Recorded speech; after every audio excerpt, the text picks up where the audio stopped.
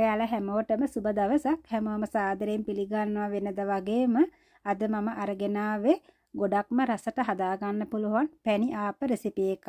හරිම රසයි මේ ක්‍රමයට හදාගත්තම ගොඩාක්ම ලේසි හදාගන්නත් ඕනම කෙනෙකුට හරිම පහසුවෙන් හදාගන්න පුළුවන් මේ ක්‍රමයට.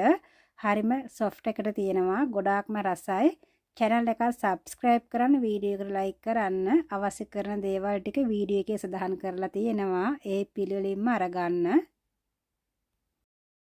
මෙතන තියෙනවා සුදු හාල් වලින් අඩු කෝප්ප 3ක් පොඟවගෙන මම රෑ 10ට විතර තමයි හාල් ටික පෙගෙන්න දැම්මේ. දැන් පහුවදා උදේ 10යි වෙලාව. හවස 3ට කන්න තමයි මම පැණි ආප ටික හදාගන්නේ.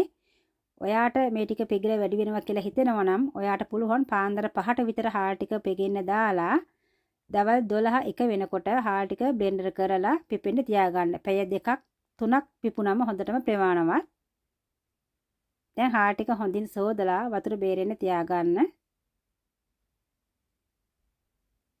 ඔයාට උදේ පාන්දර හදාගන්න අවශ්‍ය නම් ඔයාට පුළුවන් රෑට බ්ලෙන්ඩර් කරලා මිශ්‍රණය ෆ්‍රිජ් එකෙන් දාලා තියාගෙන පාන්දර 5ට විතර හදාගන්නත් පුළුවන්. දැන් අපි මුලින්ම සීනි පැණි ටික හදාගමු. ඔයා අරගත්තු සීනි ප්‍රමාණයෙන් මේස හැඳි 2ක් පෑන් එකකට දාගන්න. මේ විදිහට විහිදිලා යන විදිහට දාගන්න සීනි ටික. ලිපේ ගින්දර අඩු කරලම තියාගන්න. දැන් මේ විදිහට සීනි ටික දිය වීගෙන එනවා මේ බලන්න. මේක ලස්සන පාටක් එනකම්ම ලිපේ තියාගන්න ඕන. සීනි ටික දිය වෙනකොට වටේට මේ විදිහට කරකවන්න. එතකොට ඔක්කොම ටික හරි ගානට දිය වෙනවා. මෙන්න මේ වගේ ලස්සන පාටක් වෙනකොට ඔයාට පුළුවන් උතුරවාගත් වතුර අඩු කෝප්ප එකක් දාගන්න. දාලා හොඳින් කලවම් කරගන්න. ඉන්පසු ඔයාට පුළුවන් ඉතිරි සීනි ටික ඔක්කොම දාගන්න. දැන් සීනි ටික හොඳින් දිය කරගන්න.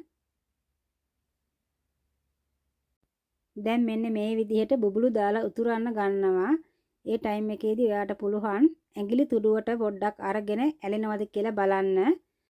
ඇලෙන ගතියක් දැනෙනවා නම් ලිප ඕෆ් කරගන්න. ඉන්පසු පැණි ටික නිවෙන්න තියාගන්න ඕන. දැන් අපි හාල් ටික බ්ලෙන්ඩර් කරගමු. පැණි ටික පෑන් එකේ රස්නේ තියෙන නිසා ඉක්මනින්ම නිවා ගන්න අපහසුයි. ඒ නිසා වෙනම භාජනයකට දාගන්නවා.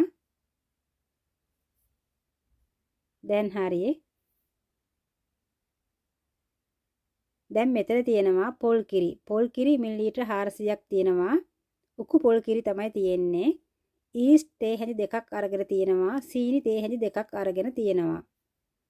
මෙතන පොල් කිරි ටින් එක කඩලා අරගෙන තියෙනවා. මේකේ කිරි ගොඩක්ම උකුවට තියෙන්නේ. ඔයාට පුළුවන් පොල් ගාලා මිරිකලා ගන්නවා නම් වතුර පොඩ දාලා කිරි ටික හදාගන්න. දැන් හාල් ටික ඔක්කොම බ්ලෙන්ඩ් ජායකට දාලා බ්ලෙන්ඩර් කරගන්නවා එකපාරම. බ්ලෙන්ඩ් ජායක ටිකක් ලොකු නිසා. ඒ නිසා කිරි ටිකත් ඔක්කොම දාගත්තා. ඔයාට පොඩි බ්ලෙන්ඩ් ජායකක් නම් තියෙන්නේ. හාල් ටික දාලා කිරි පොඩ දාලා බ්ලෙන්ඩර් කරගන්න කැලි නැති වෙන්න. දැන් ඒකටම අරගත්තු සීනි ටිකක් දාගන්න.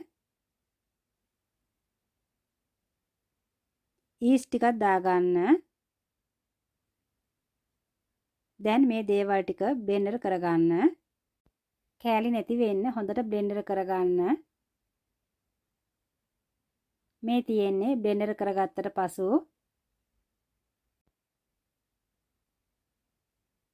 ඉතින් මෙන්න මේ වගේ පදමට තමයි තියෙන්නේ. ඔයාලට පේනවා ඇති මේක ගොඩක්ම ඝනකමට නැහැ. ටිකක් දියාරුවට වගේ තමයි තියෙන්නේ. මේ බලන්න.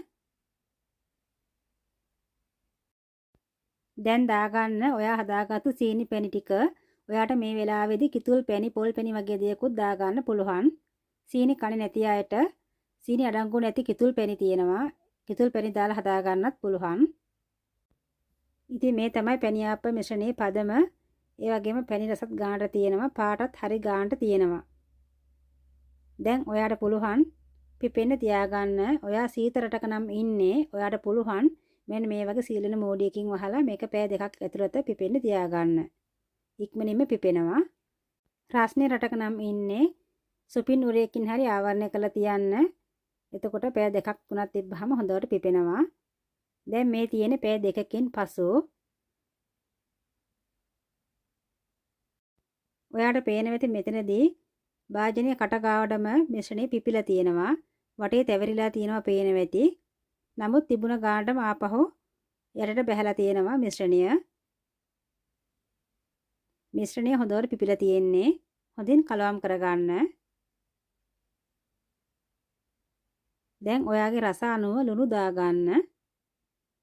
ලුණු දාලා හොඳින් කලවම් කරගන්න.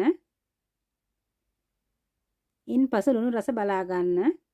හරි ගානට තියෙනවා. දැන් පැණියාප්ප ටික හදාගමු. පෑන් එක ලිපේ තියාගන්න. ලිපේ ගින්දර අඩුවෙන්ම තියාගන්න. හිමින් සැරේ මිශ්‍රණය මැදට දාගන්න. මිශ්‍රණය වහන්න එපා. හිල් හිල් හැදෙනකන් ඉඳලා තමයි මූඩියෙන් වහගන්න ඕන. ඉක්මනින්ම තැම්බෙනවා. විනාඩියක්වත් යන්නේ නැහැ. මේ බලන්න හරිම සොෆ්ට් එකට තියෙනවා. ඒ වගේම හරිම රසයි මේ ආප මේ විදිහට හදාගත්තම. මේ වගේ මිශ්‍රණය මැදට දාලා හිල් හිල් හැදෙනකම්ම ඉන්න. ඊට පස්සේ තමයි මූඩියෙන් වහගන්න ඕන. ඊට කලින් වහගත්තොත් උඩ තැම්බිලා රොටියක් වගේ තමයි හැදෙන්නේ. හිල් මතුවෙන්නේ නැහැ. ඉතින් ඒ නිසා හිල් හැදුනට පස්සේ තමයි මූඩියෙන් වහලා මේක හදාගන්න ඕන. හරිම ලේසි. ඉක්මනින්ම කරගන්නත් පුළුවන්. ඔයාට මේක උදෙන්ම කන්න අවශ්‍ය නම් ඒ කියන්නේ පාන්දර 5ට වගේ මේ ටික හදාගන්න ඕන නම් ඔයාට පුළුවන් රැයට බ්ලෙන්ඩර් කරලා ෆ්‍රිජ් එකේ මිශ්‍රණය තියාගන්න. ඊට පස්සේ පහෝදා උදේ පාන්දර 5ට හදාගන්න පුළුවන් මේ වගේ පැණියාප්ප ටිකක් උදේට කාලා යන්න. ඉතින් හරිම රසයි. ඒ වගේම මේ වගේ දෙකක් කෑවම හොඳට බඩ පිරෙනවා. තේ බොනකොට සීනි නොදා හදාගන්න තේක. ඉතින් මේවා පැණි රස නිසා මේ වගේ දෙකක් කාලා තේක බොන්න. හොඳට බඩ පිරෙනවා. උදේ පාන්දරටත් හොඳයි. ඒ වගේම උදේ 10ට වගේ තේ එකක් බොන ටයිම් එකකටත් හොඳයි. ඒ වගේම හවස 3ට 4ට තේ එකක් බොන ටයිම් එකකටත් හොඳයි. ඇත්තටම මේ විදිහට ගොඩාක්ම රසට තිබුණා මාරම රසයි. ඔයාට මේ විදිහට චොක්ලට් ක්‍රීමි බෝතල් ගන්න නැතිනම් චොක්ලට් දෙකක් අරගෙන දී කරගන්න. ඉතින් ගොඩක්ම රසයි. මමත් මේ කන්නේ මාස ගානකින් විතර. ඇත්තටම හැමදාම කන්නෙත් නැහැ. ඉතින් ඉඳලා හිටලා මේ වගේ කෑමක් කනකොට ඒක මාරම රසට දැනෙනවා කටට. ඉතින් ඔයාත් අනිවාර්යයෙන්ම හදලා රස බලන්න. ඔයාගේ යහළුවන්ටත් බලන්න ෂෙයා කරන්න. මගේ channel එක subscribe කරන්න, වීඩියෝ එක like කරන්න. නැවත වීඩියෝ එකකින් හමු වෙමු. ඔයාලා හැමෝටම බොහොම ස්තුතියි.